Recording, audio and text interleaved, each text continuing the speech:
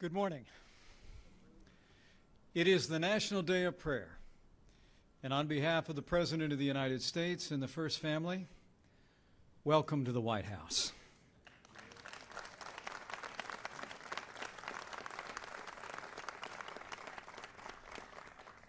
To Pastor Paula White, Pastor Jack Graham, Cardinal Wuerl, Rabbi Heyer, and to all our distinguished guests, the President and I are honored by your presence and grateful for your prayers. From the founding of this nation, Americans have claimed that ancient promise that if his people, who are called by his name, will humble themselves and pray and seek his face, that he will hear from heaven and heal their land. In 1775, the Second Continental Congress established a day of fasting and prayer. President Abraham Lincoln similarly urged Americans to pray so that, in his words, the united cry of the nation will be heard on high and answered with blessing. In 1952, President Harry Truman and the Congress formally established this National Day of Prayer as a time set aside each year for the American people to turn to God in prayer and meditation. Every president has issued a proclamation in honor of this day ever since, but not every president has done so in the Rose Garden at the White House.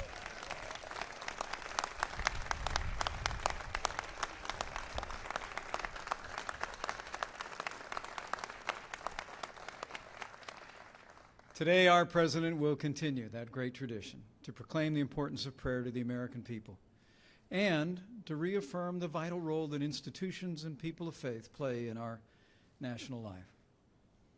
Our president is a believer. He loves his family and he loves his country with an unshakable faith in God and the American people. So with gratitude for that faith and for the actions that he takes today and every day, it is now my high honor and distinct privilege to introduce to all of you the President of the United States of America, President Donald Trump.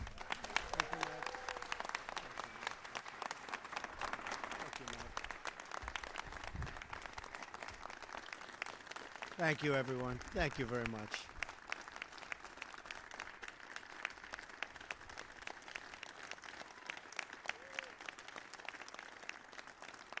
Thank you very much. Thank you. Thank you very much to Vice President Mike Pence.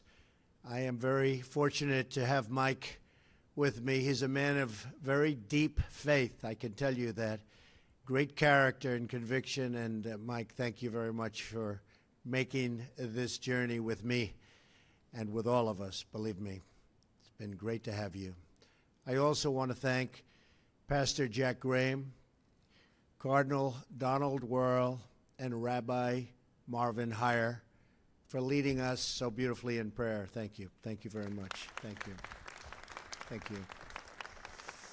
I also want to mention, as you know, Cardinal Donato and all of the other great faith leaders that we have. I see Franklin Graham. So many are here, so many great friends, so many great supporters, and we very much appreciate it because we're a nation of believers. Faith is deeply embedded into the history of our country, the spirit of our founding, and the soul of our nation. It is a beautiful thing to see these three faith leaders from three very different faith traditions come together to lift up our nation in prayer. And it's great to do it at the White House, isn't it? Isn't that great?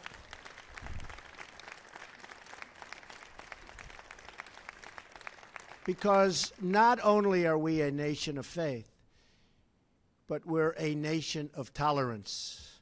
As we look at the violence around the world, and believe me, it's violent. I get to see it perhaps better than anybody. We realize how truly blessed we are to live in a nation that honors the freedom of worship. Today, my administration is leading by example as we take historic steps to protect religious liberty in the United States of America.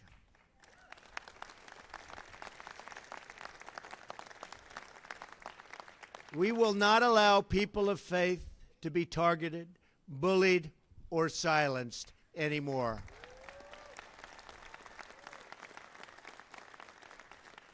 And we will never, ever stand for religious discrimination. Never, ever. Tolerance is the cornerstone of peace. And that is why I am proud to make a major and historic announcement this morning and to share with you that my first foreign trip as President of the United States will be to Saudi Arabia, then Israel, and then to a place that my cardinals love very much, Rome.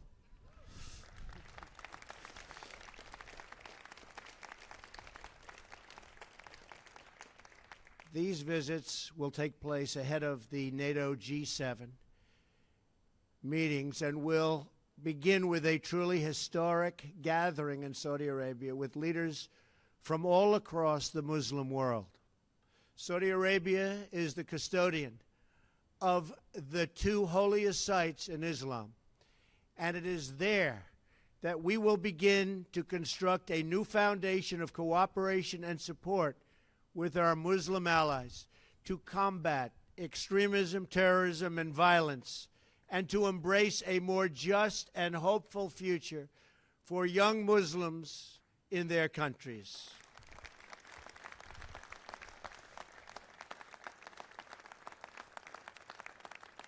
Our task is not to dictate to others how to live, but to build a coalition of friends and partners who share the goal of fighting terrorism and bringing safety, opportunity, and stability to the war-ravaged Middle East.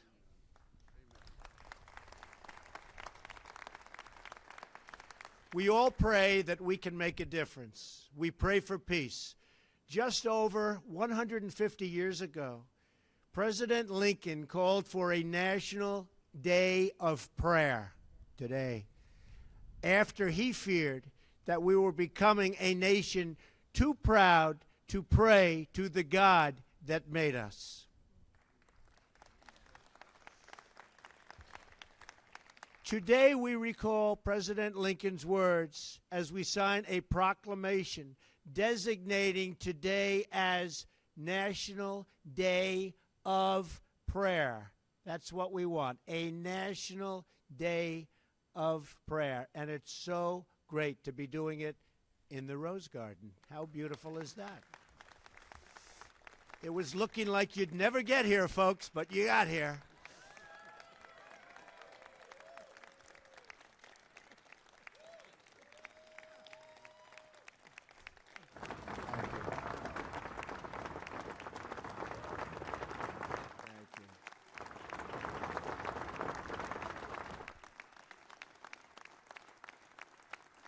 Thank you.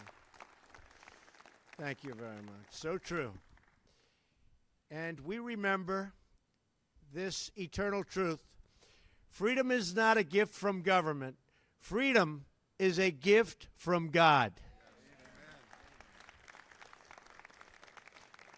It was Thomas Jefferson who said, "The God who gave us life gave us liberty." Our founding fathers believed that religious liberty was so fundamental that they enshrined it in the very First Amendment of our great and beloved Constitution.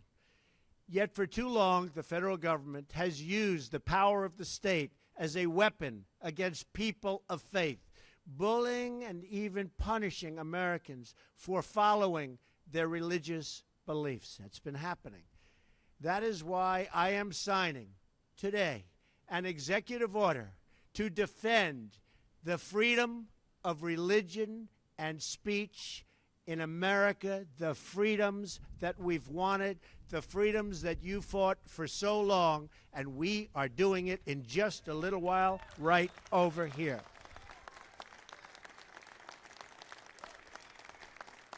Thank you. Thank you. Thank you.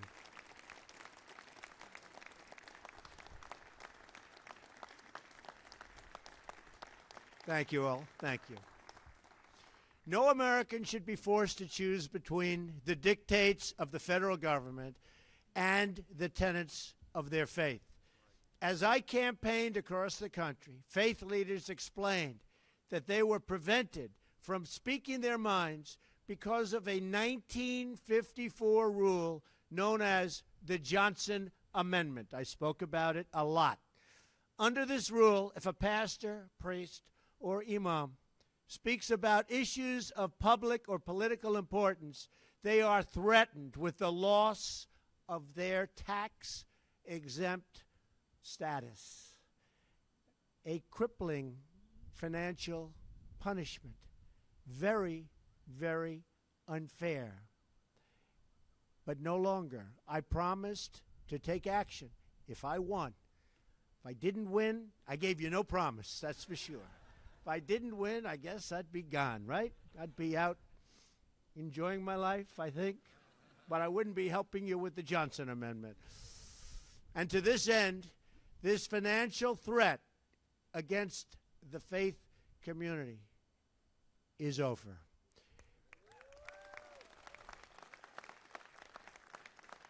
In just a few moments, I will be signing an executive order to follow through on that pledge and to prevent the Johnson Amendment from interfering with your First Amendment rights. And you're the people I want to listen to.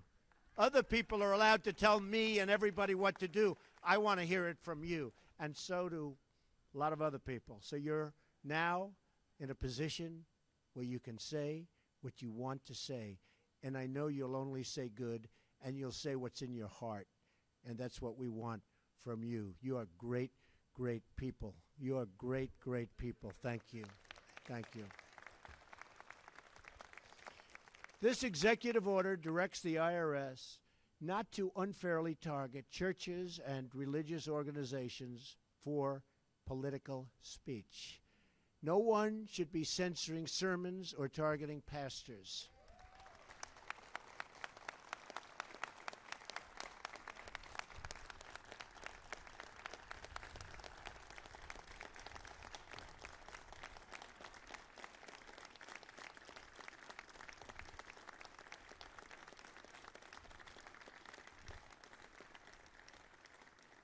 And I know one thing, it never stopped Dr. Ben Carson. He said, the heck with the Johnson Amendment, right, Ben? I've been with Ben, and he did what he wanted to do.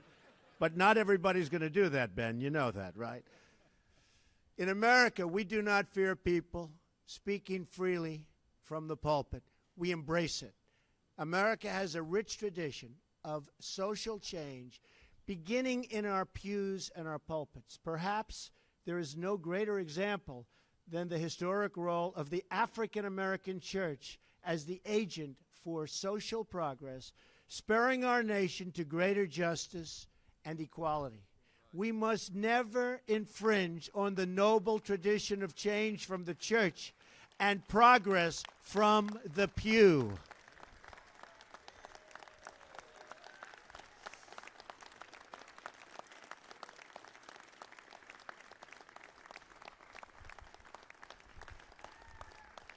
Thank you. Thank you.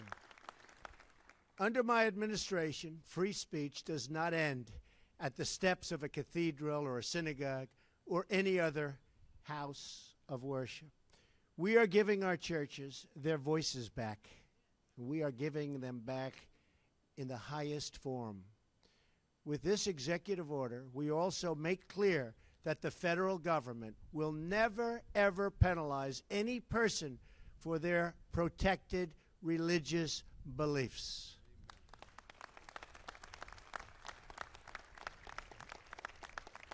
That is why I am today directing the Department of Justice to develop new rules to ensure these religious protections are afforded to all Americans.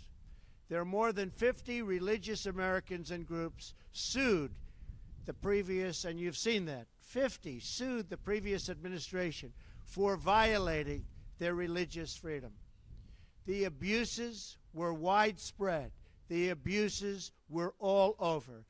As just one example, people were forbidden from giving or receiving religious items at a military hospital where our brave service members were being treated and where they wanted those religious items. These were great, great people. These are great soldiers. They wanted those items. They were precluded from getting them. And we know all too well the attacks against the Little Sisters of the Poor.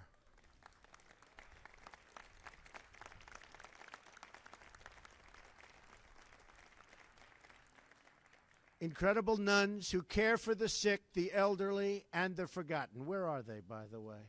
Where are they? Could you stand, sister? Stand. Come on up here, sister. Come on up. Right? Come on up.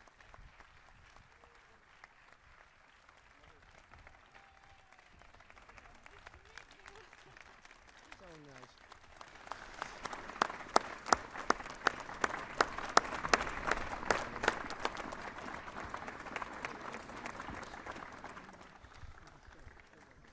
Congratulations, they sort of just won a lawsuit. That was pretty good. That's a good way of doing it, huh?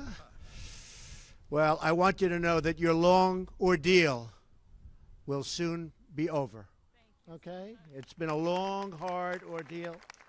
We've all been watching. Some of you have been very much involved. A lot of us have been watching the news for years. And 5 years. You had good lawyers? Excellent. Huh? Where are your lawyers? Stand up. Come on, stand up. Good job.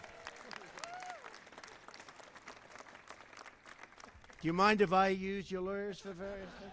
I could use some good lawyers, too. Good job. Great job. With this executive order, we are ending the attacks on your religious liberty, and we are proudly reaffirming America's leadership role as a nation that protects religious freedom for everyone. Okay? Great. Over 60 years ago, the IRS went after one of the greatest leaders in history, Reverend Martin Luther King, Jr. It is a sobering reminder of the need for vigilance. The words of Reverend King and other religious leaders have awakened the conscience of millions and millions of Americans and inspired us to act in the name of peace, justice, freedom, and charity. Every president must work to protect, and we have to do this. We have no choice to do this. We have absolutely no choice to protect these hard-fought gains. They have been hard-fought. They have been fought for so many years, for so many decades, for so many centuries. And this is a very special day, perhaps, for that reason. And that's why we're here today, to defend the rights of all Americans, to honor our great Constitution, and to protect the sacred liberties given to us, not by any earthly power, but by our Creator in heaven.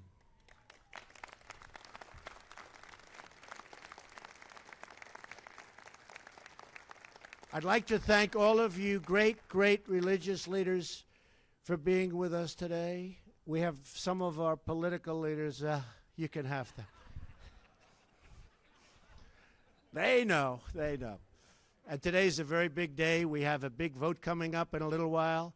And I thought it was very appropriate that it turned out to be you folks, and then I have to deal with those politicians. But they're good. I will tell you, they're good. They work very hard, and hopefully we're going to have a wonderful day and a wonderful vote, and we're going to take care of a lot of people, great, great people from this country with their health care needs. And we hope to be able to do that, and we have all fought very hard to be able to do that. So I want to say to everybody in attendance and everybody in our country and everybody in the world, God bless you and God bless America. Thank you all very much. Thank you. Thank you. Thank you very much.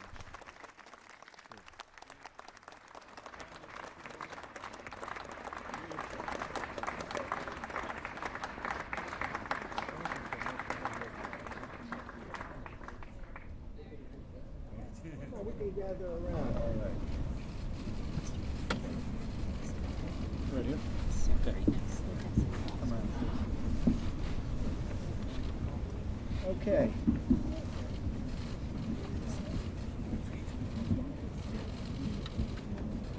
This is National Day of Prayer. We like that, don't we? Huh? National Day of Prayer. Proclamation.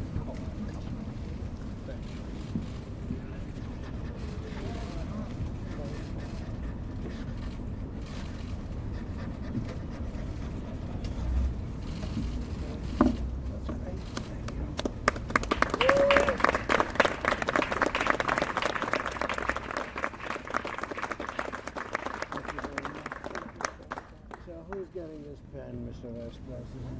Huh? How about in honor of Dr. Martin Luther King? Is that a good idea?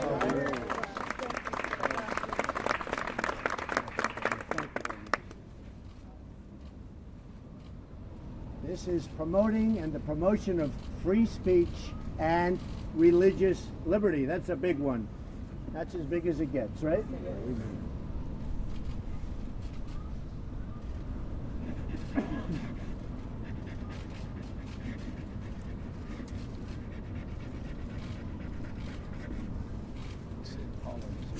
Where's Paula?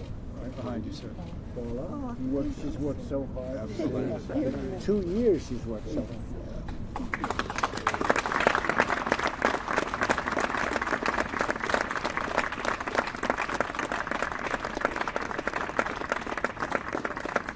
Thank you very much, everybody. Fantastic to have you. We really appreciate it. Very special. These are two very, very special executive orders, and an honor to have everybody here, and thank you all so much. Thank you, sir. Thank you.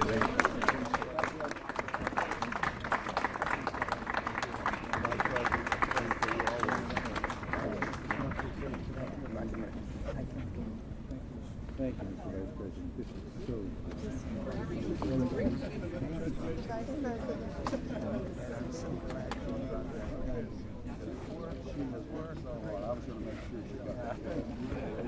Your remarks last night was so funny. Thank